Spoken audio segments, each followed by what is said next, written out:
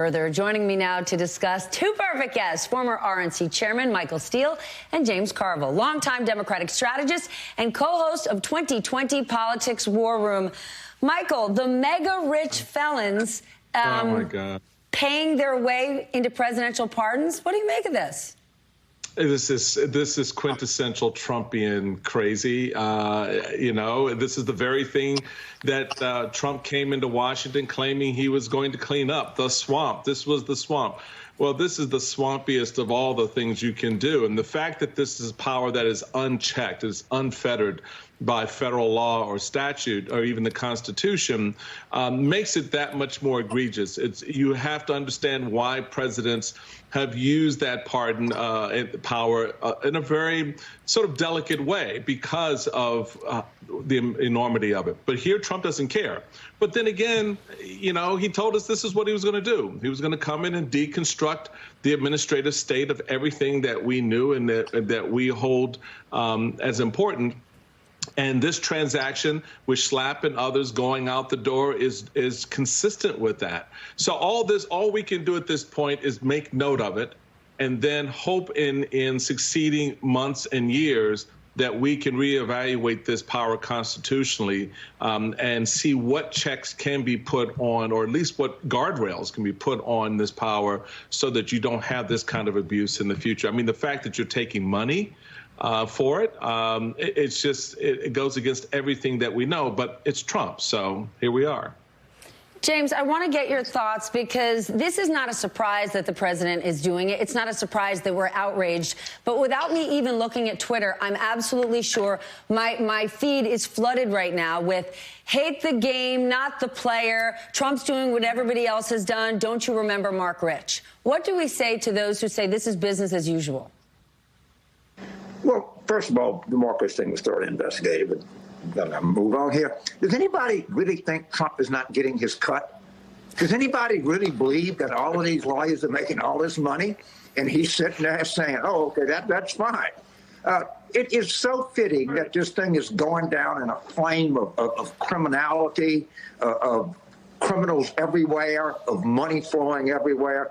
It's a fitting end. If he came into this thing like this, he's leaving like this. This is the perfect ending. Just bribe as many people as you can, take your cut, get your rake. But this is just wonderful. I cannot get enough of this story. But at the bottom of the thing, does anybody think the lawyers are getting all this money? Come down to Louisiana. I got a lot of things I can say you. The 100 million acres out in the Gulf of Mexico right now, say you. Then help me. He's getting his cut. All right, so obviously we don't know that for sure, but I understand your point, the president getting his cut. We know the financial pressures. I don't know for sure there's gravity, but I'm pretty sure there is. I can't see it. But there's nobody stupid enough to think that Trump is letting all these people get all this money and he's not getting his own. But go ahead. You're right. We can't prove it. Okay, then if there's no one stupid enough to believe the president isn't getting his cut, why is it that so many people still stand with him? Right? Rand Paul has said if Senate Republicans vote to impeach President Trump, Republicans stand to lose a third of their party. How could any sitting member of the Senate think that, knowing even just this basic story? 40% of people in this country don't believe that the Earth is 5,000 years old. They got tens of millions of people that don't believe in vaccines. There are just some people that are hopelessly, I don't know, but naive. You can't call people stupid these days, but maybe they're hopelessly stupid. I have no idea, but at some point the country has just got to go along, and we got to move on with the other 60%.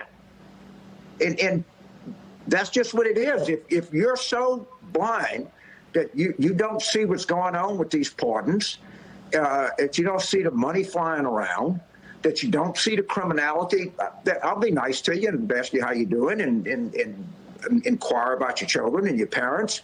But I can't do anything for you. And it's just like I'll be nice to you if you believe the earth is 5,000 years old and God made it in 6 days and rested on the seventh. That's wonderful.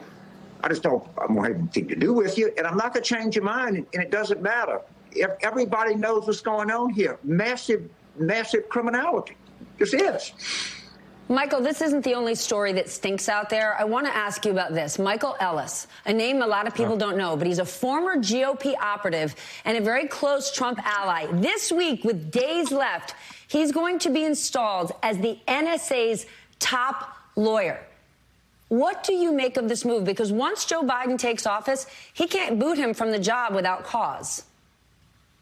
Right, he can't boot him, and that's the point. A lot of these appointments that are being made and have been made over the last few weeks of this administration have been to put in place Trump operatives. You know, people who are loyal to Trump. He's not going to be loyal to the incoming President Biden. He's going to be loyal to Trump.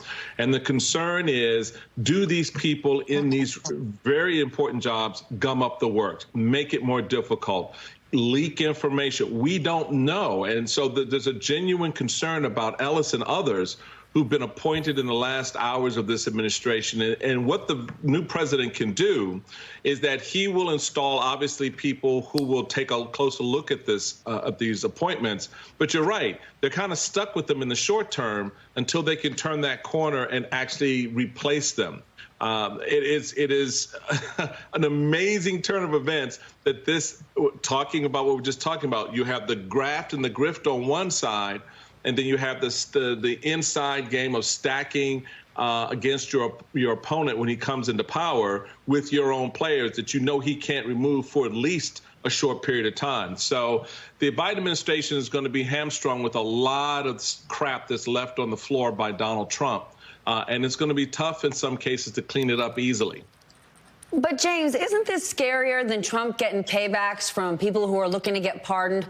Why would the Trump administration want to put a person like this inside the NSA? Well, first of all, that guy is going in a broom closet. Okay, maybe if they can't fire him, but they'll reassign him. They'll make him the assistant attorney for custodial affairs, and he'll be sharing. Right. That's going to be his office.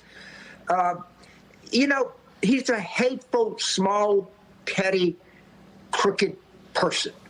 And if there's anything small, petty, or crooked, it has great attraction to Donald Trump.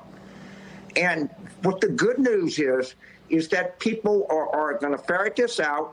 And he's going to be pursued by the Fulton County DA, the Manhattan DA, the New York Attorney General. I think the new Attorney General is going to apply Title 18, which is the criminal part of the United States Code.